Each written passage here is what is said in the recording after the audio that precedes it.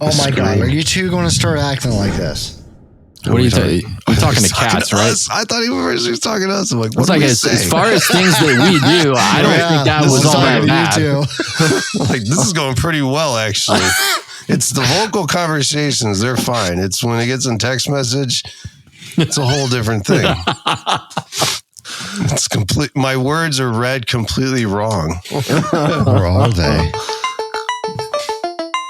I could probably be nicer to you in text messages. No, but I won't be. Welcome to the Rhythm Pyro Podcast, where Posey, AJ, and Jamie ignite your passion for pyromusical show design while testing the very limits of your capacity for stupid.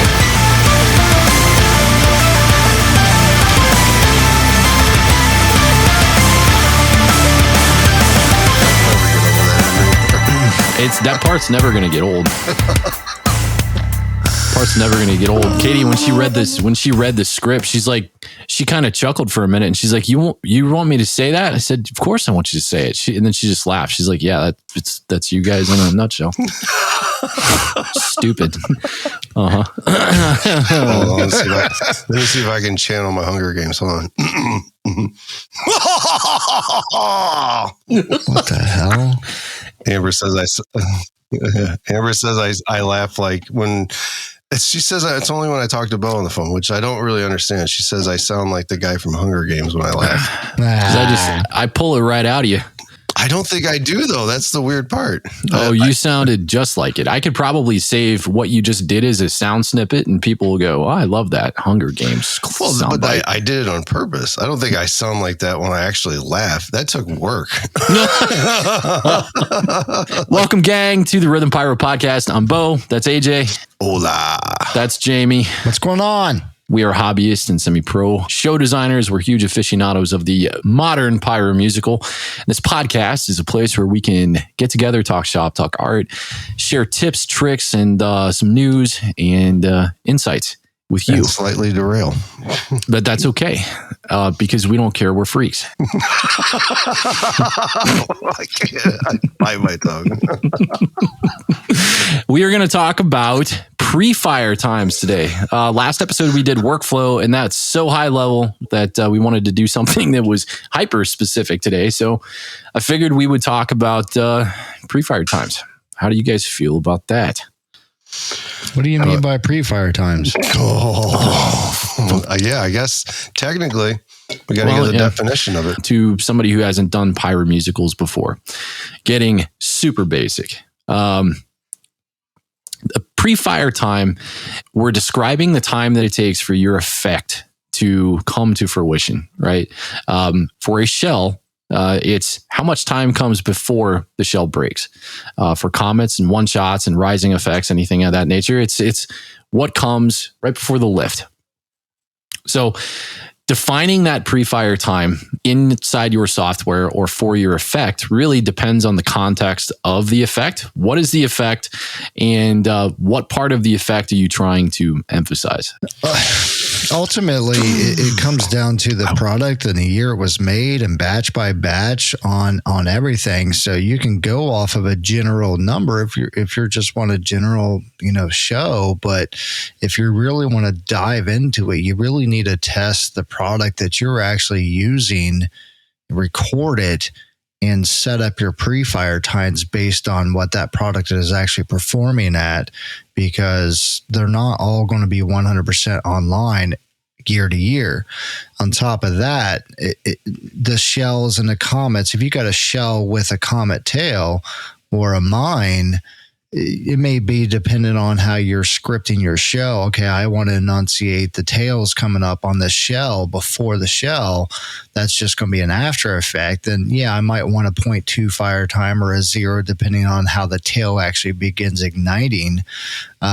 Or I may want a 1.91 second, pre-fire time or a lift time to enunciate the shell. It just depends on how you're scripting. You may even want the middle of a comet to be the enunciation of your pre-fire time and the segment. So you may move it on the timeline. So ultimately, it's going to depend on where you're trying to enunciate the actual effect itself. Yeah, the mine, the comet, or the break, pretty much. If you can get a hold of this product beforehand, right, and just have some extras left over so you can run a sample batch and see if you can get an average of lift times, cakes or shells, what have you. Get lift times, get averages on those, right? Same thing with one shots, right? You figure out what your batch burn times are and things like that.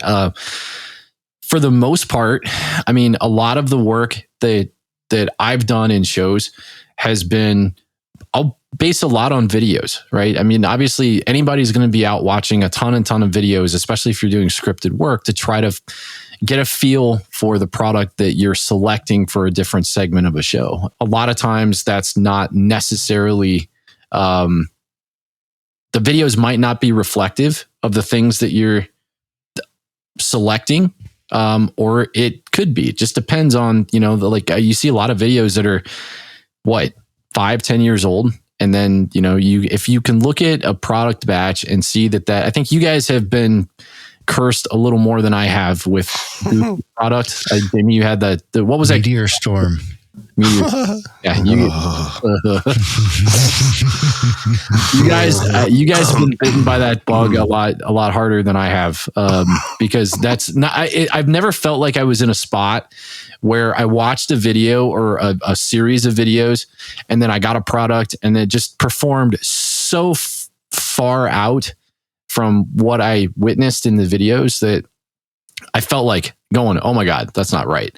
But the fact that you guys did it and caught it beforehand and were able to make adjustments for it, I mean, that says a ton for being able to, fix it in the grand scheme of things. Yeah. So know your Prefire. Yeah, exactly. But he was able to pull from his batch. He was able to pull from his batch to find that. I mean, think about, can you imagine if you would have sourced Meteor Storm or something like that for a Sky Wars show or for a big venue show? And oh my God. 40 seconds longer than it was supposed to. Do you seriously want to know? I can't say it. Let her rip, man. No, you're cutting editing this out. F you. No. I'll tell you, that's a conversation in person. I don't set that trap. I don't trust your ass. I love you. I trust you. But footnote. not that way. Okay. All right. After 2020 in this Heart of Fire, some of the pyros were like, hey, it seemed like the display in spots was a little out in front of where the music was. And that's 100%. That was 100% deliberate. And people are like, what did you set your pre-fire times at? And, normally when I set my pre-fire times, and I'm talking like global pre-fire times, because this is something that a lot of people don't take into effect. I mean, this Heart of Fire was, even though it was a Sky Wars show, it was not a competition show. It was meant to reach the general audience. I wanted the heartbeat of that display to really be resonating with the general audience. One of the things that gets often overlooked is the time it takes for sound to travel to certain points on the field. Right. A lot of times when we're doing these hobbyist backyard pyromusicals and things like that, we have sound systems, and the sound systems are relatively close to or completely negligible distance away from your audience, where it doesn't take a long time for sound to travel and hit their ears. But it's that same feeling when you go to a pyro demo or something like that, and things are set up 400 or 500 feet away from the spectators, and you'll see a shell go off, but you won't hear the percussion for a certain amount of time. And it's several milliseconds. It's because it takes time for sound to travel from point A to point B. Will you guys bake your offset pre-fire time into your actual effects, or do you more or less go about it with like a global approach where you'll pretty much set everything to a point where this is where you want it to ignite, and then do your offsets after the fact? So for me, it's right where I want it, and then I offset from there. Because at least I know I'm directly where I need to be. I know what my product will be, and I know it's pre-fire time for it. Yeah. From what I've tested. And it does change, like Jamie said. Jamie, how do you usually go about it? For me, I'll typically take the 100% reliant on Ed's pre-fire times for the Dominator library. Based on that, I will change it depending on what I'm using it for. So case in point, let's take a finale cake. The pre-fire time on a finale cake is, I believe, 1.9. Just general settings. That's based on the shell. A lot of times in that particular cake, I want to enunciate the mines before the shells. Well, at that point, I will either move it on the timeline, or if I'm repetitively using that particular effect, I'll create, a different pre-fire time of 0.2 or 0 or whatever the situation is calling for. And I'll fine tune it on the timeline for a visual experience. But it depends on what I'm using. If I'm focusing on that shell, then I'll use the 1.91. But if I'm wanting to enunciate the mines on the take, then I'll adjust that. I think a roundabout pre-fire time that's often discussed, and this is almost discussed ad nauseum on a lot of the Facebook groups, is probably a 0.2 second pre-fire time, right? And this is probably, it's always a good general place to start across the board. But to a degree, like you said, I mean, you need to figure out what you're trying to emphasize in the grand scheme of the effect, right? But just because you hit a beat, right? If you're hitting a beat and you're trying to make it look like, this song is just like, boom, 16th notes across the board is just farting out mine after mine after mine, then like that's cool. I mean, you've achieved that with your pre-fire time and how it kind of looks in context with what you're doing. But if you're trying to emphasize a part of the effect that isn't necessarily the ignition of that effect, then, you have to be strategic about where you put that ignition point in the grand scheme of things. Are you talking shells? Really with that one, I was talking single shots. Shells are actually kind of... Okay, I got what you're saying. You know what I'm saying? Sorry. Totally. Yeah, but like with shells, I think shells are a little different. Shells can be different based on the effect. I mean, if there's a delay effect on a shell... Well, I think you were... So are you talking like for a single shot that's a comet, but it also breaks to a crossette?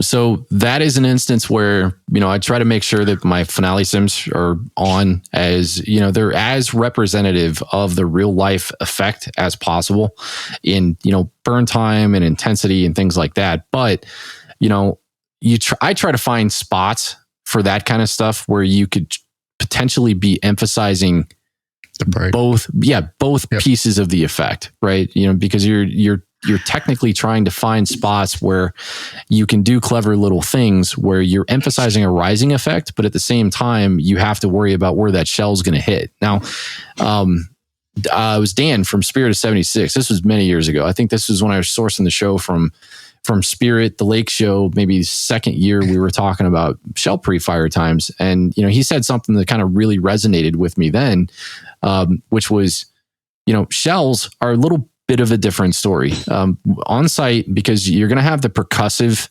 element that always throws people's ears off when it comes to the shell breaking in tandem with the music. At venues like Sky Wars, it's awesome because you have such a huge wall of sound in front of you in the sound system that you really do get kind of immersed and thrown into the music.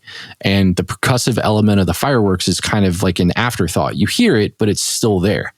But what Dan said when we were talking about shells and pre-fire times was shells, even when they break, right? If you break them before your emphasis point, right? If you're trying to emphasize a beat on your timeline and you break it before that point, sometimes you got a little more leeway to get away with things because you still have the blooming effect of the shell and those stars burning as the shell blooms, which is totally true. At the time, I'd never even thought about it. That was still a point in, my pyro journey where I was trying to break stuff dead nuts on. And, you can only get you can only get so accurate with that, with 1.4 period. But even the Pro line stuff, it's still not super accurate in terms of the time fuse. I mean, everything is cut just a little differently, and then it differs from batch to batch. But, something that you can always keep in the back of your mind is if you can try to break that shell behind your point of emphasis, then you're still going to have, a second or two to emphasize the shell breaking over top of that point. So it really depends on kind of the flow you're going for in that shell. But I mean, I think both of you guys, watching your previous work the last couple of years, you guys do a really good job with 1.4 shells. So, I mean, what's your take and your philosophy on shells? Testing. That's the only way to get it batch to batch. That's actually kind of funny. You bring up Prefires on getting those kind of hits. Something that's going to be hard for me this year is sourcing product that just came in and the product that I know that exists and what it is and what year it was made, and knowing there's a difference between the two of them. So now during setup, I have to make sure, or during labeling, I have to make sure that I get the right one for the right year for that specific part. Does that make sense? Or for that section. So that's going to be a disaster. That's intense, and it sounds like you're going to lose sleep over that. I'm sorry to hear it. I am. Jamie, how do you approach shelf Prefire times? I just wing it. No, you don't. You lying. God wills it. You do exactly what I do. Don't lie. I'll call you in the summer. What are you doing? I'm in. Hey man, let me call you back. It's getting late, and I got like 10 minutes to shoot this off, and I gotta go. Exactly right. Exactly right.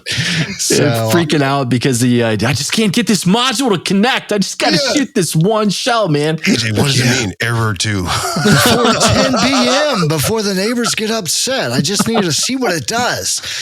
So no, I'll do the exact same thing. I'll test, and I'll typically put the once I get my Prefire time set up and my lift time and things like that, I actually, like you said, I'll put the shell just a little bit before that fancy word you used on the timeline of the burst.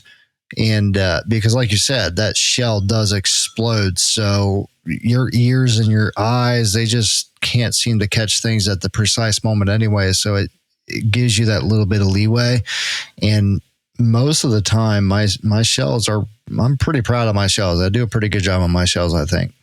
Yeah, I think both of you guys do a stellar job with like your shell break work is pretty dead nuts on, and for good reason. I mean, you guys will go to lengths that I rarely go to when it comes to at least analysis of batch work, right? You guys will go, and it kind of goes back to that batching, that batch thing where you're pulling product from a batch that that you have on hand to send up, just so you can see what you got, see what you have to work with for that particular show. That's something that, unless there's something that really, really perplexes me, I'll normally not do that. And I'll rely on videos or video that I have from previous batches of the same product that I have. I mean, I'll usually not go to that length. So kudos to both of you. He laughed. No. I just got one of the 62s that I had. We're all from the same year batches, so that was I can't. So but again, you guys make great points on that kind of stuff, and I really do. I sing to the Plata gods because I sing my praises to the Plata gods because, like, can you imagine? You remember when David was telling us when he shot that show for about the 62 batches that came in, and they were all bored? That was fun. Yeah, I mean, well, that's true. I mean, you experience it with stuff, and I kind of feel like I've dodged a bullet, especially knowing you two. Well, if I hadn't tested those shells based on AJ saying, "Hey, double check these," I would have shot those variegated shells on a 4x8 board with 371 Qs, and it would have exploded right in the middle of 62 shells. That would have been a very bad display. Well, or it would have been very really cool. Yeah, it might have been a lot of running. Yeah. Well, I'm trying to think if there's anything that we haven't necessarily covered for pre-fire times. I think we've talked about single shots and the emphasis points of single shots. Okay, I guess that's the other thing. For shells, when you're doing shells, will you append your I don't even know how to describe what that, like, how to define this particular, when we say, like, when the group says 0.2 second pre-fire times, good place to start across the board for single shots and things like that. Will you guys bake that into your shells as well? No, I don't.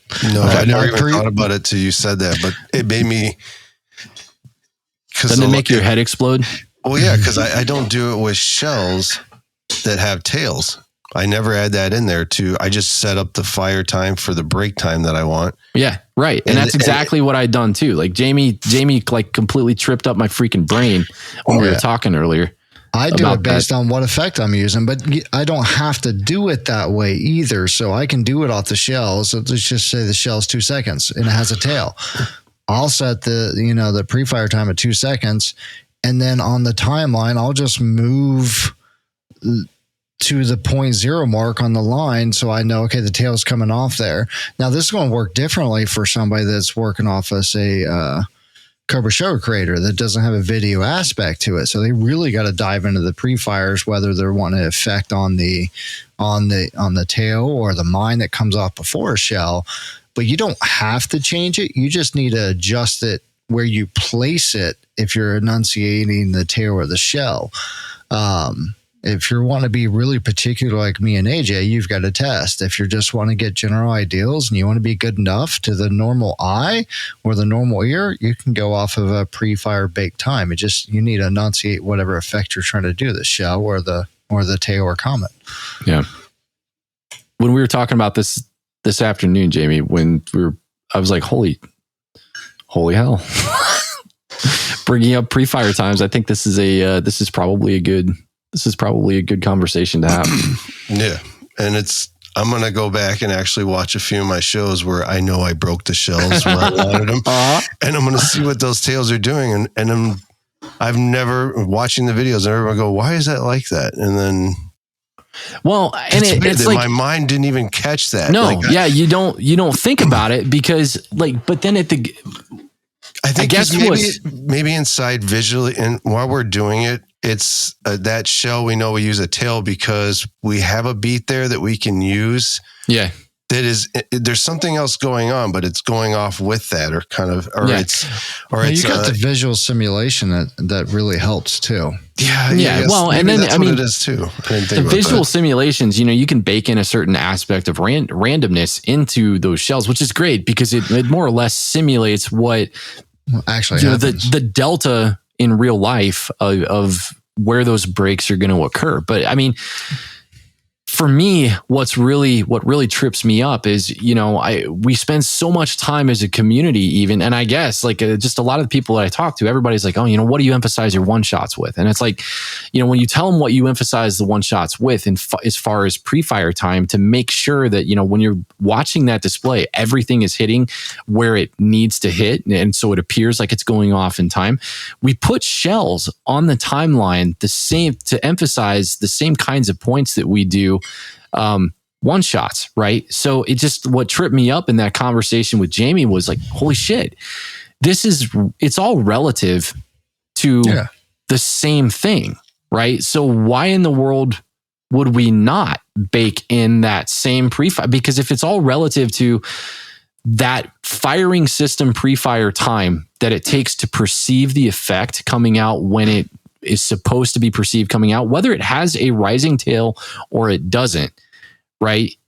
That pre-fire time is still relative to the rest of the show. right? It should hold the exact same, I don't know, for the lack of better term, scientific principle of, time delay that the one shots are experiencing as well, which is crazy. So I think that's something that I think I'm probably going to wind up doing, not only in my own personal libraries, but in all the stuff that I put up on the designer's desk store for the premium Finale 3D sims.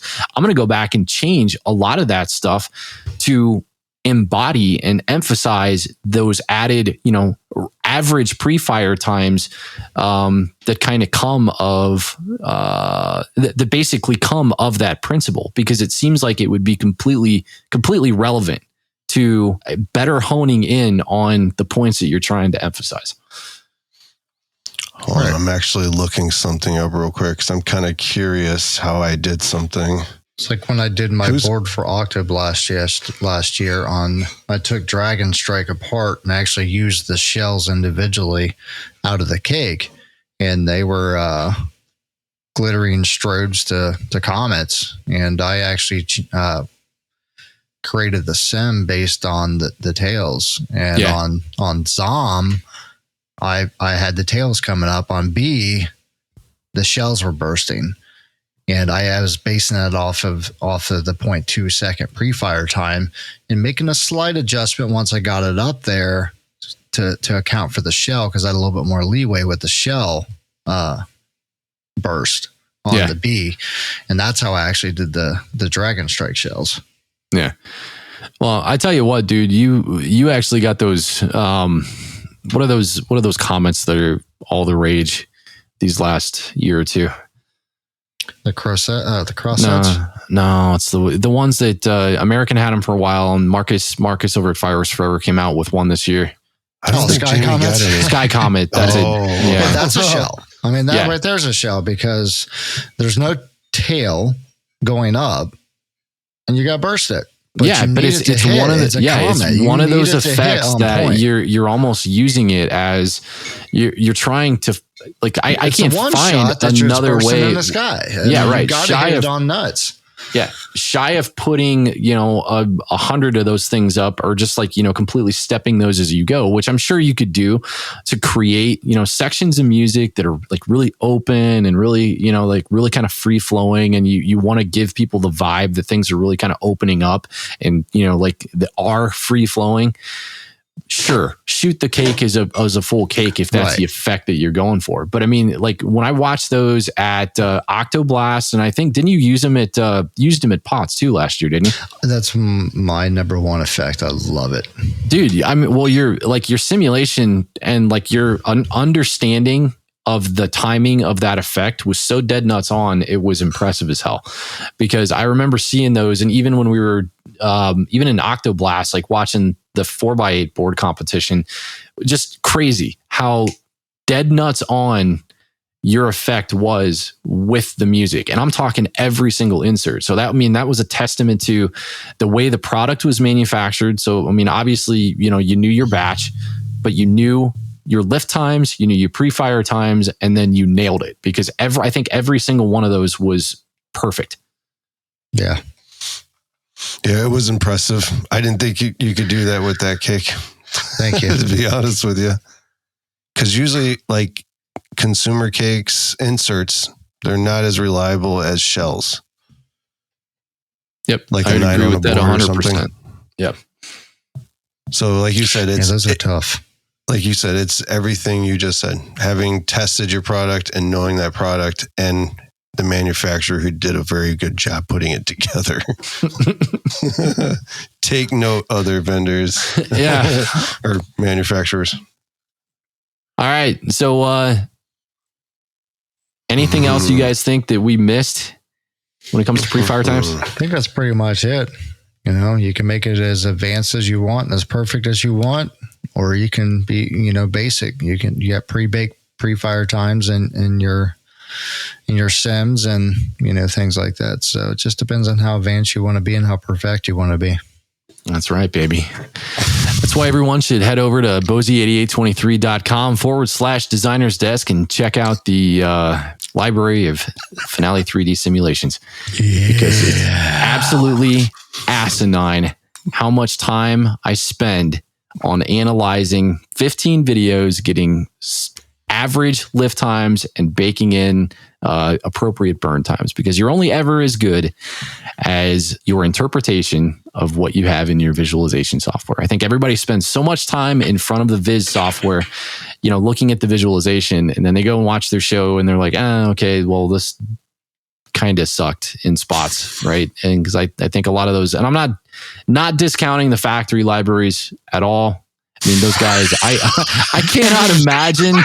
I can't imagine how much, I'd probably be pissed if I had an entire library of, hundreds and hundreds of products that I had to go in and do. Like, thankfully, with the Designer's Desk project, I want to go out and grab stuff that I knew that I used, but I knew that, at large, the community that we reside in, the small community of, gung-ho pyro designers and hobbyists, guys that really, I know the effects that people use, and I know the effects that I use. I want to go in and grab that stuff and try to, find cool, easy ways to emphasize the stuff that we do use quite a bit. So, I mean, that's really what that outlet exists for. But yeah, with that said, I think we're done. Stop talking about it. I'm talking about it. Was that it? Did I hear a question mark at the end of that? What are we talking about? Okay. Yeah, we're done. We're done. Dude, that's how this all goes. You say something, and Bo's like, wait, was there a question mark there?